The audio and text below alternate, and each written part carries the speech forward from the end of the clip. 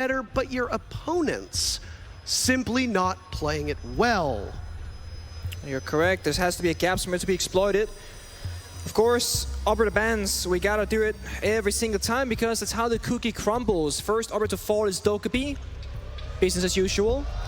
Ying being target banned by Astralis to impact Koi's ability to execute on that basement bomb site in particular. That's the big focus point because defenders should be winning the vast majority of the basement bomb sites. And with Ying off the board, it is so much more difficult to attack on that basement bomb site itself. Oh, absolutely. Every single time we come to Oregon, we are contractually obligated to talk about Ying's obvious benefits and some of the less obvious benefits on this map. Number one, the biggest thing about Ying is those Candelas. They're her gadget. They're great at blinding people, and usually the defenders will bring a Warden on most of the bomb sites, depending on the way the teams like to play it. Yeah. Getting Ying off the board means that you don't have to worry about the same level of flashbangs coming in. You still got operators that'll bring the flashbangs as their secondary gadget, but then we talk about Ying's secondary gadget, which is that hard breach gadget.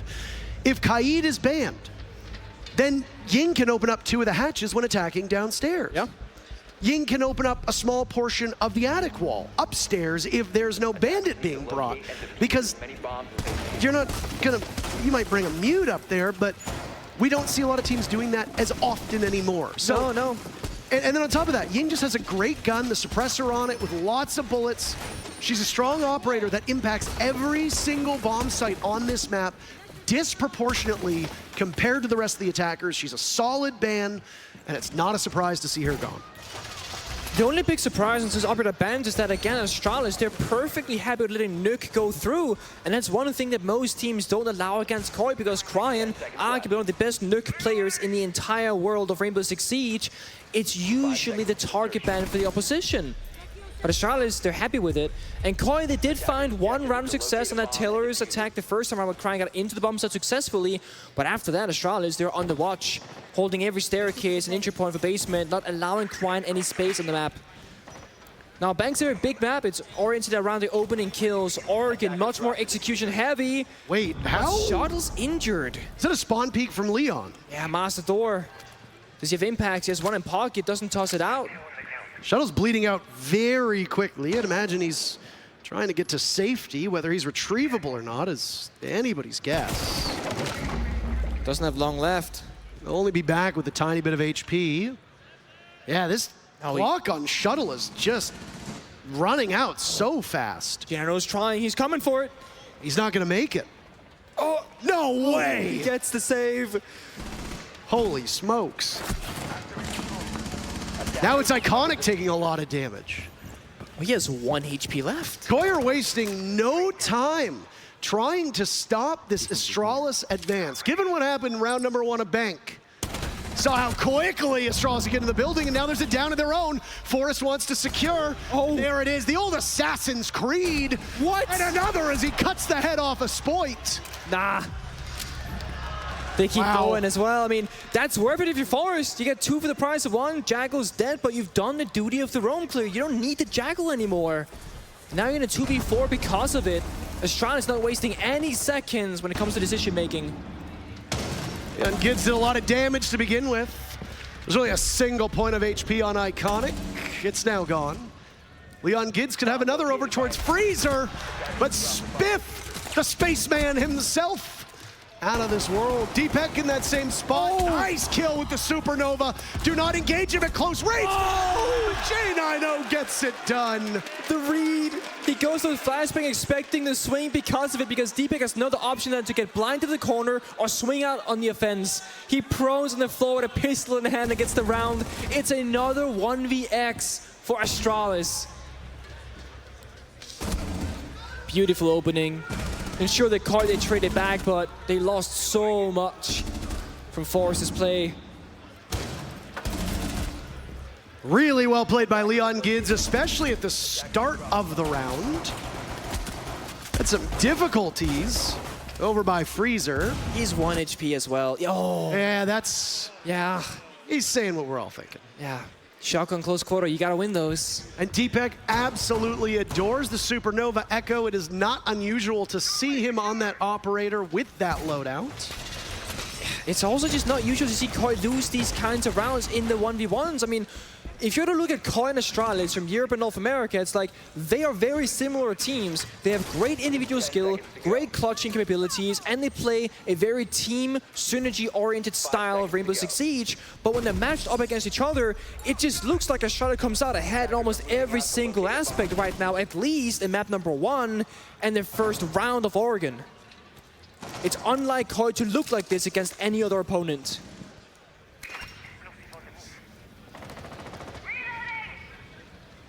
See a lot of this Flores in this bomb site.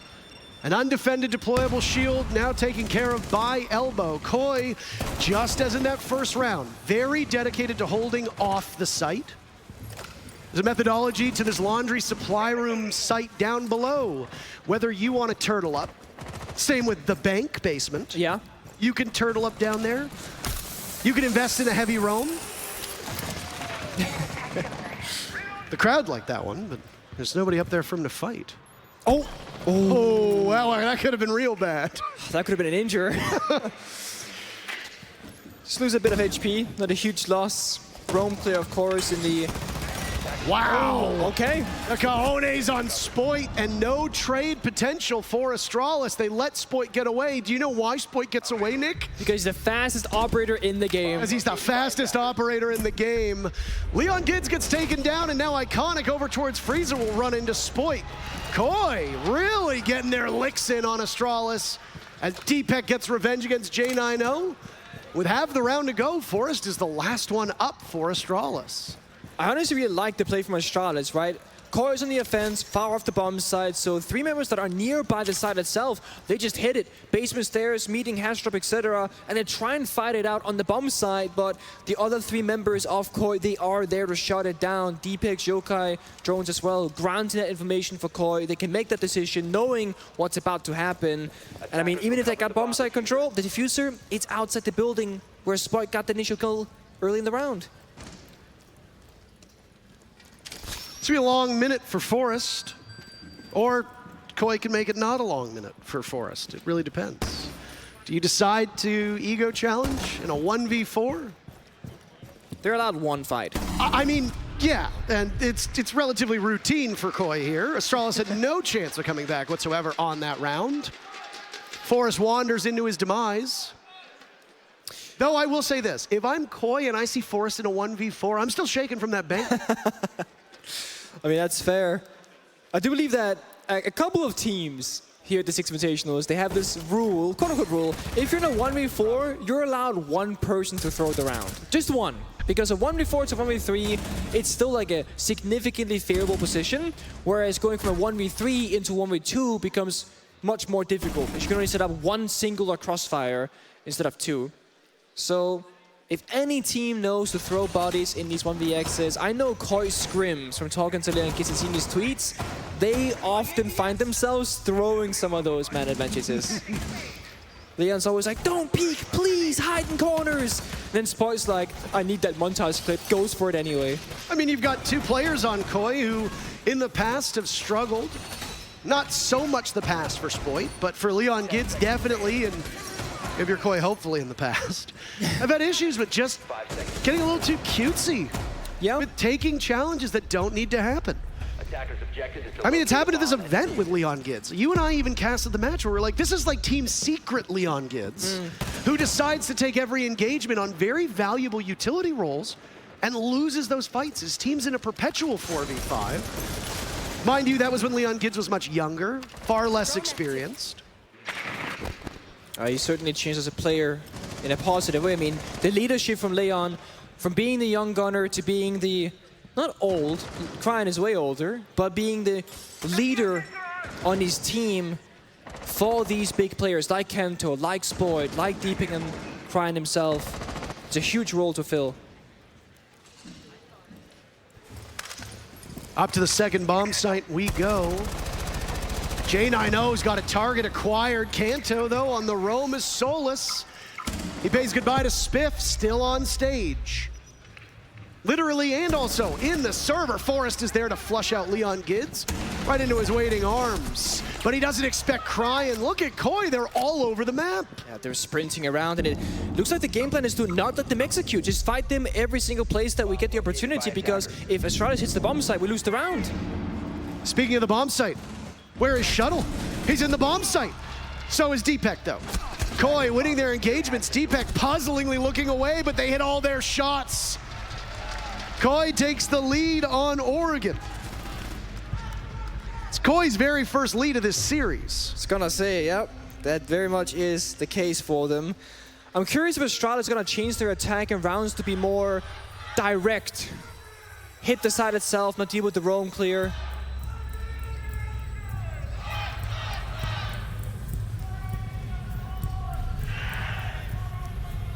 Tertiary bomb site coming in. You've got two of them to pick from. Do you go to meeting and kitchen, or do you go to kitchen and dining hall? Historically, it's meeting that is seen as the favored bomb site. In terms of overall win rate, Oregon, extremely lopsided towards the defense. Expect Koi to win 4 of the 6 rounds if those numbers hold.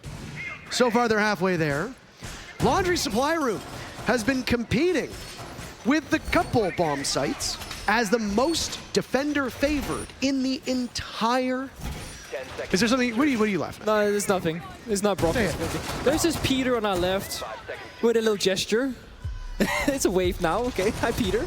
That's all. Sorry, distracted. There was a period of time where Laundry Supply Room was the second most defender-sided bomb site after Armory and Throne on Theme Park, sitting at 70%. I'm gonna have to guess that it's a pretty favorable site. But then when you go to Meeting Hall and Kitchen, it's actually underwater for the defenders.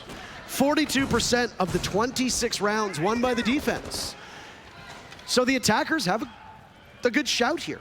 If you're Astralis and you want to stop that 4-2 happening, Astralis already won the Laundry Supply attack in round number 1. A victory here in Meeting sets them up really nicely to go 3-3 through this first half. Oh, I absolutely agree. And Astralis, they are one of the best teams in the world at attacking that Oregon basement. Same with Theme Park. They're so good at capitalizing together as a team on those small gaps that they can find. But again, the shutdown has been there from Core, but this time it's on Shuttle's duty to shut that back down. The Alibi will be able to get around the map and relatively quickly. Good gun in hand. Cryan was roaming on it before the operator, now traded off to Spoit. Spiff is going to find one, and he sees it, but it's a shotgun at close range. He does a lot of damage to Kanto. Kanto's going to bide his time, let them get a little bit closer. That's that SAS shotgun. You have to believe in it. The more you believe in it, the better damage it does. There's another for Koi. Astralis struggling after getting that very first pick. Koi are so fluid on this roam. Shuttle will equalize. He's starting to come online for Astralis. Diffuser in the hands of Forrest. It's going down. J9O sitting over top of him. Koi sequestered in main lobby and over towards Meeting. No one's above. The timer will run. How crucial is that top floor? And there's nobody from the defense up there. Nitro Cell goes out. On the door, Forrest shrugging off a lot of damage. J9O can be tagged on in.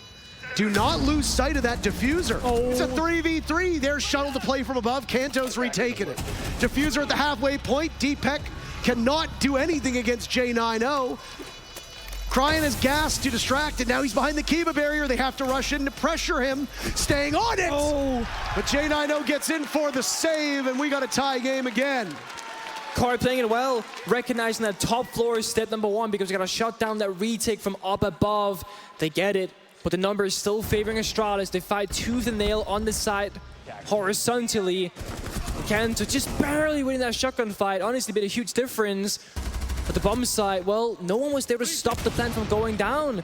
Once that happens, Astralis, it's easy for them. Oh, they keep a barrier as well. They almost had it.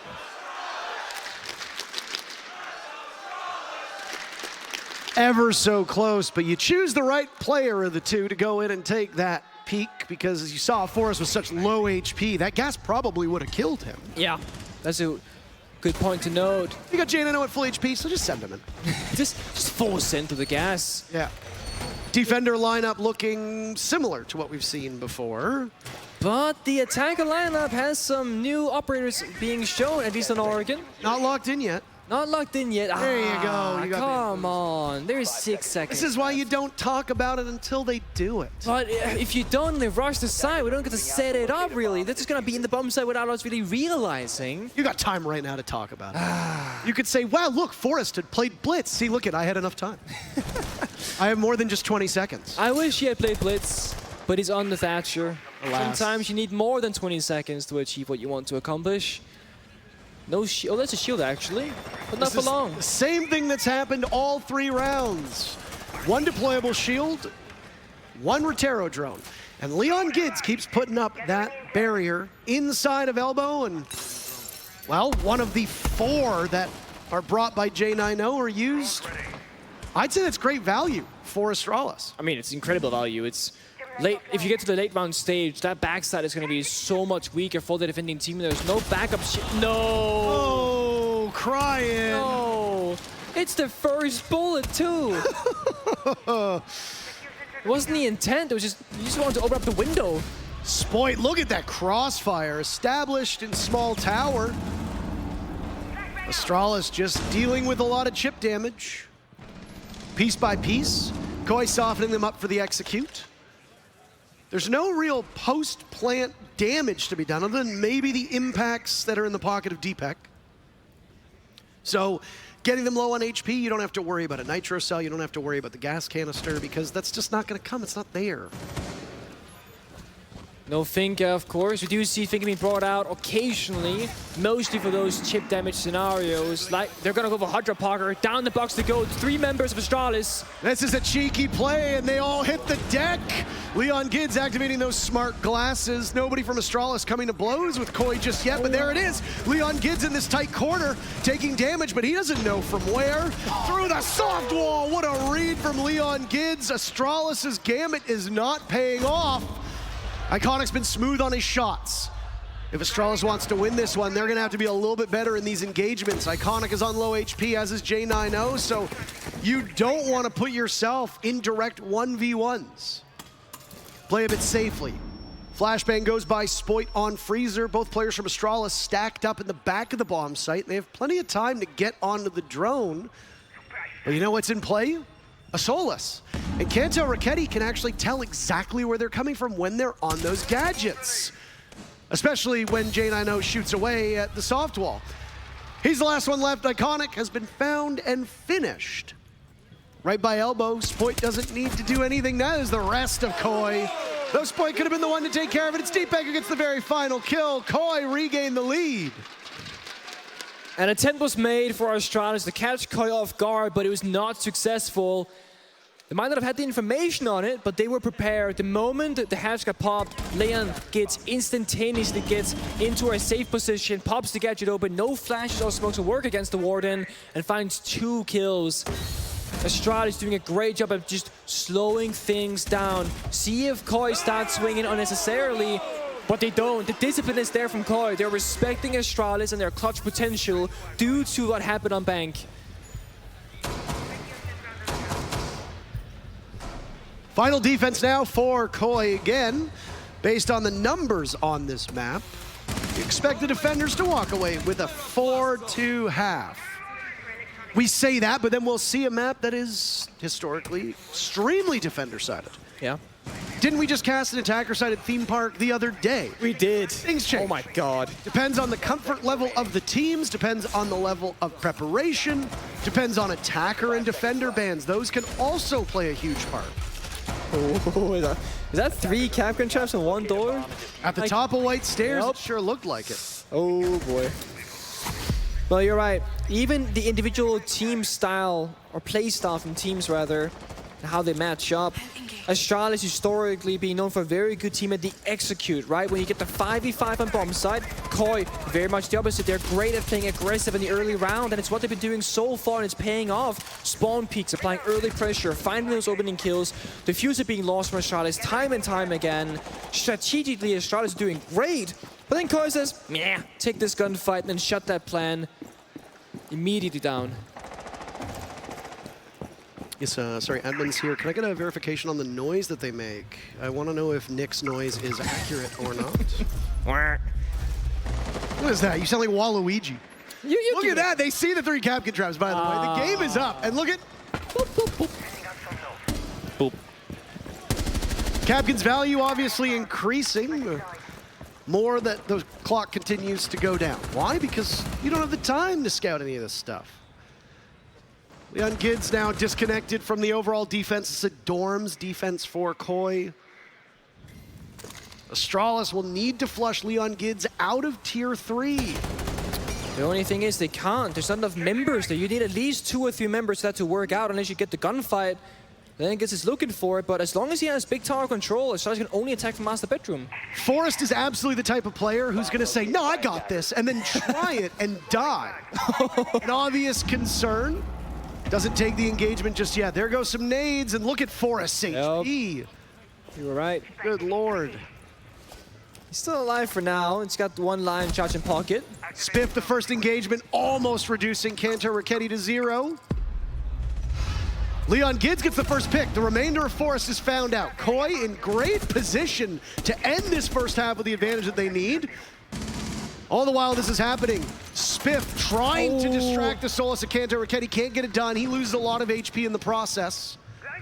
Iconic will go downstairs. Astralis scattered throughout the map, closing in on the point where they will need to get that diffuser down. Iconic playing Nurk against Koi this way is almost disrespectful, but it's working so well for them. Spiff injured, no one nearby. He might be out for the count. Spiff again having a really tough series. Leaves just J90 and Shuttle Up as Iconic does battle with Leon Gids and can't succeed. Look at Koi. They are so formidable. Astralis are eager to take every engagement, and Koi's gonna let them. First half 4-2 for the European squad. Statistically expected, rounds mostly still close as individual 1v1s kind of swaying the numbers one way or the other.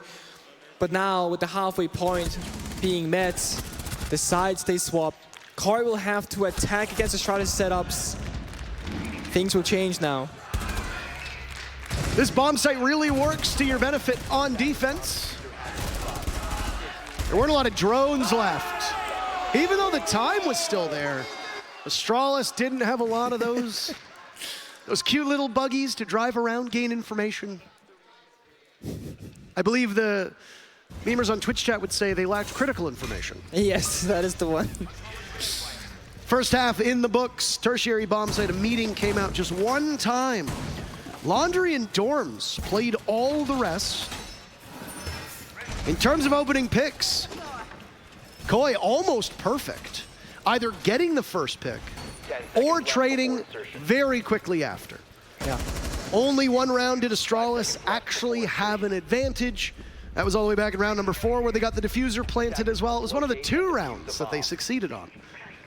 Now, if you listen to the desk before this match, they underscored just how dominant Astralis has been on this map. 10-2. 10-2, and you expect them to be strong on both sides. Yeah. I think for Astralis, a victory is holding this Koi team to a 3-3 at minimum. So, are Astralis going to be happy only taking 2 rounds? Based on what we know of the way that this map plays, they should be. Yeah. But will they? That's a different question, of course. Only they can answer. That could be a troubling sign for them. It could, but I mean, scrimming Oregon as you do pretty much every single day as a professional Rainbow Six Siege player, you find yourself in this position rather often, whether you're good in this map or not. There's Spoit taking some damage inside a freezer. It's a quick injury from Koi. They got full map control besides the big tower. Forest is still creeping around. That area yet to be challenged. Koi's gonna lock down the staircases and initiate the phase 2 of this round. That is going to be the setup. Open up all the hatches, apply pressure, scout the bomb site and figure out where are the ADSs, what are the strong areas for Astralis, and are there any gaps we can exploit later on. That all builds towards that final stage of a round. My personal favorite, the execute. And often Oregon based, when you see a 5 versus 5 or a 4 versus 5 in the last 30 or 40 seconds in the round, and everything gets extremely chaotic out of nowhere. That's where the capital fire from Leon, the nades, the flashbangs, etc. are gonna follow through, and Astralis, they gotta hold their gun and fight because they have nowhere else to run. I don't know if that was a botch nade by Spoit or if he was anticipating banking it off of the hatch. The crux of this execute for Koi is going to come in the hands of the Capitao. Both fire bolts and both smoke bolts are still there. And Leon Kids is going to do all of it. Not just in terms of utility, but he gets the first pick on the Forest. It's a really good read, honestly. And again, numbers advantage plays a huge factor on this bomb side. Sure, it's the Jaeger gone. Utility already put down. Those ADSs are not in his pocket. But now there's one less gun on the attack inside. That's going to bode well for the execute about to come. There is a Warden still in place, so Spiff could be the difference maker as long as they read into where this is coming from. Leon Kids will walk through the smoke. Flashbang's going out, but that's a team flash. That'll kill some time. And look who's waiting around the corner with the shotty. It's the superstar from the previous map. Astralis are waiting. Spiff and J90 get 2 picks, keeping these numbers close. It's a team kill from Koi.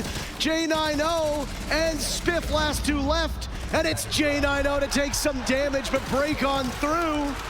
Giving Astralis on their defense, their first round. A very big turning point in that round for Astralis is how Shuttle played passive inside of that elbow position in blue, and J90 swinging offensively on that pillar door. It meant they could get 2 kills at the cost of 1, and then a team kill occurred as well. That's how Astralis, they equalized back to a 2 versus 2, and that is where they shine, playing so well together. You see it there, the 1 and the 2nd to follow. Spiff holding his gun inside a freezer as well. Oh! It was a great cover attempt by Koi, but misfortune. It's a team kill instead, what could have been a 1-tap upon J90. A heartbreak of a bullet. I want to say one thing about Spiff because we will spend a bit more time talking about the players who you might not know a lot about. Obviously, Spiff coming on to this roster, playing in some amateur leagues with Astralis to find his footing and to allow the team to gel with him. Spiff's first match with Astralis was not here at the Six Invitational. No. But the level of competition that Astralis is going to face is going to be significantly higher at SI. Spiff still has been extraordinary for this Astralis team. He came onto the squad and almost immediately you could see what he brought to the team, often competing with the superstars that Astralis would play against. But to have him struggle on the first main stage game of what could be a long career, it's really not that unusual. No, I mean, you're up against legends. You're playing with some legends as well. Why are you doing that with the Scorpion? Yeah, bad idea. Yeah. That looked like I was aiming. Now, the one thing I did want to say about Spiff was that in that last cam reaction after the round was won by Astralis, Spiff was laughing, shaking his head. He might not be having a good game, but at least he's keeping his motivation up.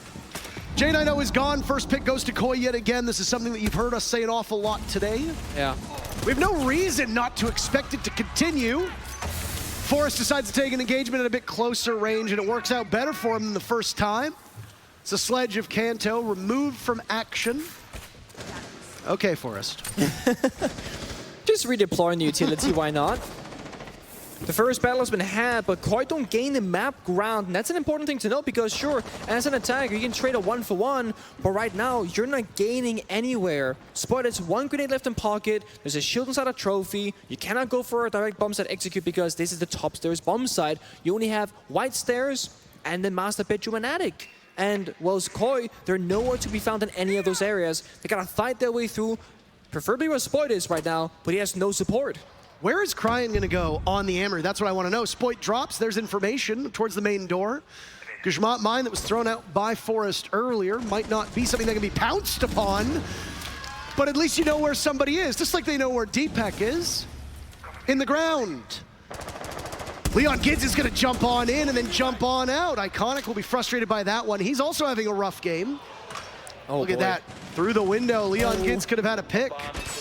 Shuttle, little bit of lag there on the reaction. He was too focused towards the top of white stairs.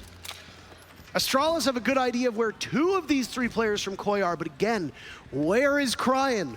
Where is the Amaru? Is this a strategy from Koi to hide him and just have him Gara hook into the bomb site amidst the chaos? I mean, I don't know, he's downstairs. He's downstairs just waiting towards white stairs. Gonna walk up the wide stairs. He's not going to have a hatch to go through. No, it's gonna be a big window. Leon gets with diffuser and crying wide stairs, and Spoit cutting the cross. And there's the Banshee to give him away. That's where Shuttle was eyeing just earlier on. Flashes go out, Cryan looking to isolate towards Games. Forrest taking care of Leon Gates. Cryan with one, tries for the flick. The advantage goes to Astralis, and they've now tied the map. Spiff playing very patient inside a trophy. Just understand that he's in a crucial position because he's the backbone of the entire bomb site. The moment he leaves, so does Spoit. They miss each other, but of course the bomb site favors the defense. Therefore, Astralis come out on top. Tactical timeout from Koi. 60 seconds to talk for both teams to their coaches.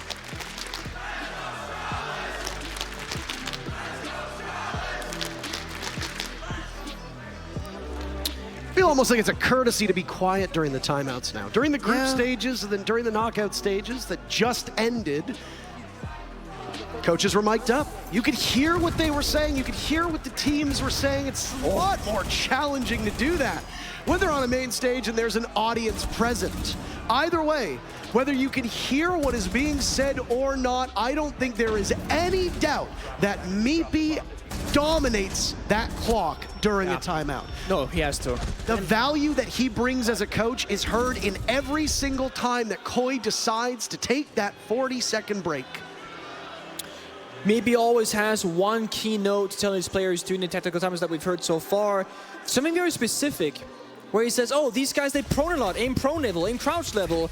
And it sounds kind of silly for that to be pointed out, but it pays off. If you're playing as a team that's always prone in corners, that was in the Dark Zero matchup, and you start aiming at the floor, well, you might start finding some free kills. And it's not always easy to recognize these things as a player in the server. There's so much going on. One thing that's for certain for me watching this game is Koi, they gotta figure out how they want to structure these attacking rounds, because so far they don't have a clear structure. Things are very messy, and it comes down to those wonky 3v3 subpar executes where you just kinda gotta either get lucky or hit a fantastic shot. Koi needs stability. It's what Astralis they have time and time again. Consistent teamwork, trusting in the process. That doesn't seem to be what Koi's doing right now when they start struggling in these rounds. And they try a couple things until something starts working, but you're 4-4. Things have to start working now. You already see some immediate changes as to how Koi wants to go about this. Astralis successful on the first two sites means that's the tertiary bomb site time. It's an important moment, right? If you get that perfect rotation, all three in a row, well, Astralis go back to the strongest bomb set of basement defense. So breaking this streak is what Koi has to do right now. Oh, absolutely. Again, this is the same, I suppose you could say, same thing that we said for Astralis. Yeah. Same condition. Yeah. If Astralis can win Laundry Supply the first time, which they did, and then win Meeting, they were in great shape to 3-3. Now, obviously, that didn't materialize. But just because it didn't happen didn't mean that the likelihood still wasn't there. Same thing goes for Koi. They win here. Well, number one, they regain the lead, but they're in good shape.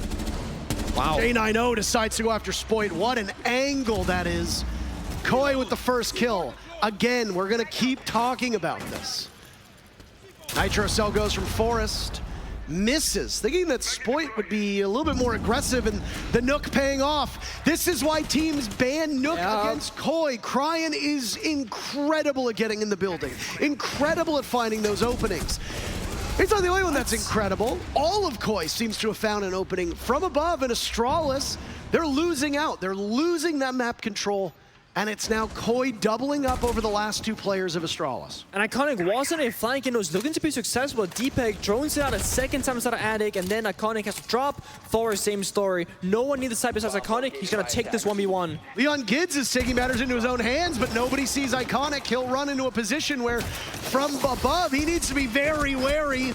Scampers away, finds some safety, knocked on over. Still more being done. How is he living? How does he get away? Diffuser now in the hands of Deepak. Plenty of time for Koi to get this one down. Forrest cannot control it, and it was a valiant effort.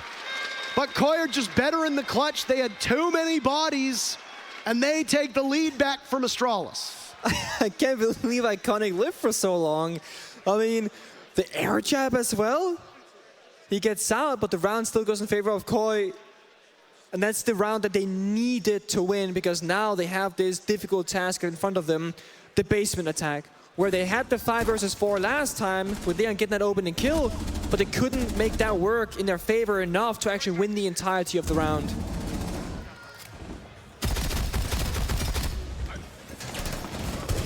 Astralis still with their timeout as well. Koi have just been very, very proficient on this entry. Even if they lost those 2 previous rounds, their entry was almost perfect. But sloppiness and that team kill, the mistakes that came around that late execute, were ultimately what allowed Astralis to take the Laundry Dorms bomb site when it first showed up back in round number 7. Not sure if you can credit that as an Astralis victory, Nick, or if you can just say that it's more of Koi losing out on the round. You can certainly argue the point, and again, Koi, they did the right thing. They got the right opening pick, and then very, very small things almost out of their control don't go their way. But to get a second shot at it, they bring the same kind of orbit lineup, 4 grenades, the capital fire onto Leon Gids to enable the execute. Astralis playing the same defense as well, not playing too aggressive, just playing on the staircases, shooting the initial drone, falling back 1 room, and just kind of slowing things down, trying to buy a little bit of time. That's the only real thing you do in defense unless you are going for that aggressive roam, is that you need to burn down the clock. By killing these drones, denying information, Koi, they're taking half the map, lobby small tower freezer stairs being locked down by Cryan, Spot, and Kanto. Iconic still inside a big tower. Hold on a second here, hold on a second. Cryan is feet away from being in the bomb site yet again. Yeah, bottom Laundry. And they just don't know. He might make a play off. They're unaware. The Warden spots him. The jig is up. Cryan gets away, and maybe there's another avenue that they're not watching where he can try a second time.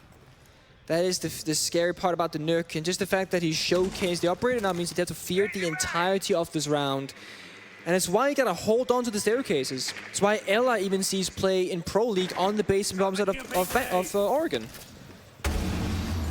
Electroclaw spotted, good coordination now with EMPs going off. Capitao providing that very valuable utility that we were talking about Ying bringing to the team. You've got smokes and the secondary heart breach gadget. Capitao obviously can displace the defenders given the fact that he's got those fire arrows. Jade, I know, gets dropped. I imagine that's from a nade, but he'll be retrieved immediately. No! Look at the damage. That could have taken 3 of them down. Koi could have moved to map point on that one. Jesus. The flying has to work out enough for Astralis. There's another kill from Koi. They're just slaughtering Astralis. Down they go, and they'll collapse onto AST. Forest in the midst of this. Oh, what? He's got something going. Diffuser going down, fire arrow off. They will watch very patiently. Where is he gonna come from? They know he's inside a freezer. Ice in the veins of Forest. Can he vault on over? T-Pack and Leon Gids have time to reposition. Koi just waiting. They're not giving him anything. Spotted on a drone. They know exactly where Forest is. Inside of elbow, there's a crossfire now. Forest in an impossible spot. Great discipline. He's losing all of his ammo. Look at that. These pre-fires. He has no idea whatsoever. And he's almost at the point of no return. Leon Gids seals the deal on Astralis' map. Now it's Koi's turn to go to map point. They had the flank going for them, but no bomb set to protect and no value to be gained. I mean, it's a nice 3K from Forest, but it does not matter. And that's gonna force the Astralis tactical timeout. Its match point is now or never. If you lose the next round, you get a 3rd map of board where things get even crazier. Most likely based on how that map plays out. It's really just been steady as she goes for Koi here on Oregon. It hasn't really been that flashy. Look back on that bank map. Round after round after round that Astralis should have lost. Yeah. For Koi, this could have been a 2-0, obviously depending on what happens in this round, of course. But clutch after clutch after clutch, Astralis keep it close. They keep it very exciting. Come to Oregon, and things have been routine for Koi. Yeah. They haven't been flashy. There hasn't been really any impressive displays the same way that we see from Astralis.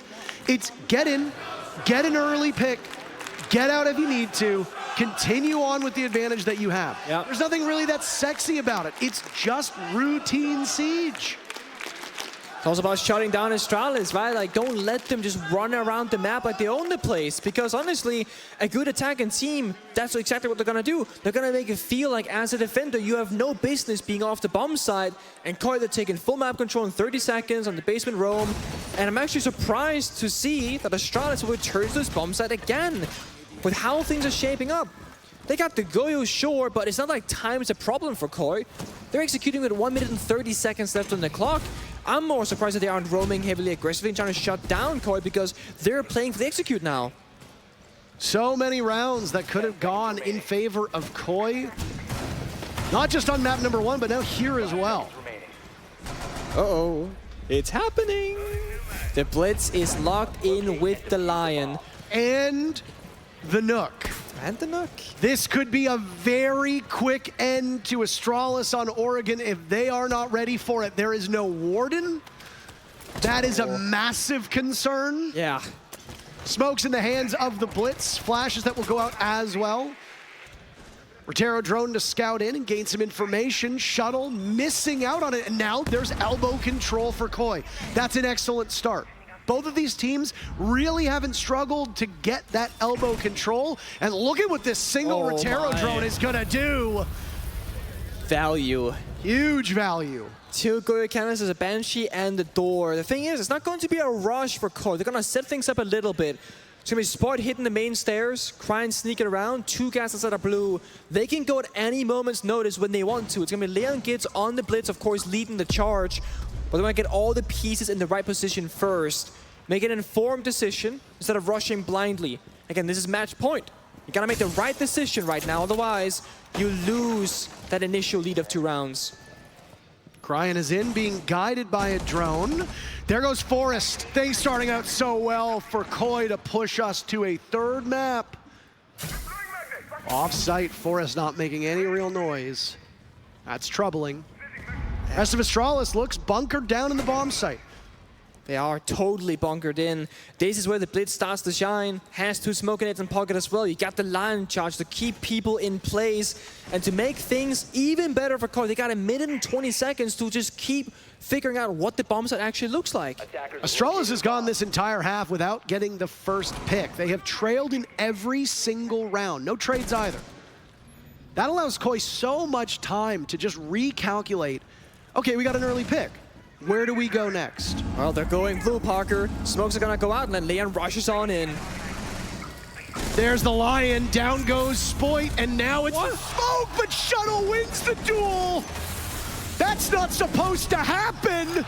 Astralis pushing back on this Koi entry, but wait a minute. You've got Cryan as the insurance policy. Yep. It's a 2v2. Deepak and Cryan have now made this so winnable. Grenade ready, they take advantage of that. Astralis clinging to life, and they survive at least 1 more round. Spiff going on the offense in a 1 versus 2 to save Astralis? Who said he's crying under pressure? He's stepping up when it matters. Cryan was like, he's gonna stay in the corner, I'll pull out a grenade. Spiff says no, swings to Cryan's surprise. We have to grab to the blitz play by Leon. Going for the melee on long distance rather than the flash. Oh. Shuttle just doing an unreasonable amount of damage to the calves of the blitz. Some G11. Iconic retakes. No timeouts remaining for either teams. Last round will be played clean. Up to dorms they go. You question the bomb site of Laundry Supply down below. Astralis, though, have now won it 2 of the 3 times they've played it. They've only gone to dorms once. They were successful that first time. So now they go back to a bomb site with a positive win rate for the defenders. Excluding this map, 55% of the rounds on this bomb site won by the defense. In keeping with what we know of Oregon. Not as strong as Laundry Supply, but still something that just you expect the defenders to do well on. Koi going with a very flexible lineup. Lots of explosives. Yeah. Flores being a must pick to deal with so much of this defender utility that Astralis loves bringing. I love that Forrest is on the Ela here because Cryan has been a big problem for them on the Nuke. And Ela will shut that sneaking around immediately. The Griswold mines in important positions, white stairs, armory stairs, etc. to keep Astralis informed if anything happens. And it was Forrest on this same Ela pick, if you remember, that got that pick on the Canto. Yeah. So it's worked before. It's almost like an insurance policy now. Opening kill, as you said, Parker, it goes in favor of Koi heavily in these rounds. So Koi did thrive early on, but Astralis' mid to late round clutch potential, it's always there lingering in the air. We saw it in the previous round. We might need it again. The fact that Astralis are keeping it this close, despite only having a single uncontested opening pick, is phenomenal. Because every round, Koi are getting these picks, using that advantage, having the luxury of time. But Astralis still win 4 of those rounds. Now, as I said, there have been mistakes made by Koi. There's Cryan on the Nook to walk in. Is it a mistake that the Guzman mine goes off? No, it isn't. Astralis don't really want to engage with that. They hear it towards main lobby, they get away, Cryan over towards armory. He'll sit on Nook, potentially go on to drone. Note that the generator wall to master bedroom is open with a rotate. There's no spare reinforcements. That's gonna stay open the entirety of the round. Iconic's playing close with the shotgun, trying to hold on to the ground, but Kanto has grenades. Rotero drones as well. He could get picked off easily by Koi. Not just Rotero drones, 7 drones still on the board. And despite the fact that there's a mute being played, that's a lot of intel that Koi could have. Final moment. 60 seconds left. Koi hoping that this is a victory, forego overtime, and immediately move on. They start by getting Spiff. He doesn't know that Spoit is so close. Let's control a white stairs. And now a nade goes out too, does a lot of damage to J90. The flank from Forrest comes in. It's a nitro cell that goes off. Tossed out by Iconic. Another nade to go. No target, but maybe it'll flush you out of that position. This is where the Ela shines. Forrest just needs to be a little patient. He gets one, but Kanto Raketti taking care of J90. Forrest can only get a bit of Spoit. Spoit will not win that one at all. 3v3, Cryan to breach through the door, find an opening over towards dorms. They walk right in. Astralis far back.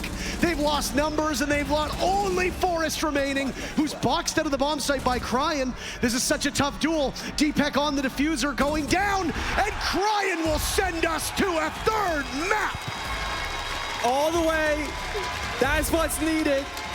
Oregon in rounds is close, but Koi is so dominant in those opening kills. It really makes a difference playing 5 versus 4.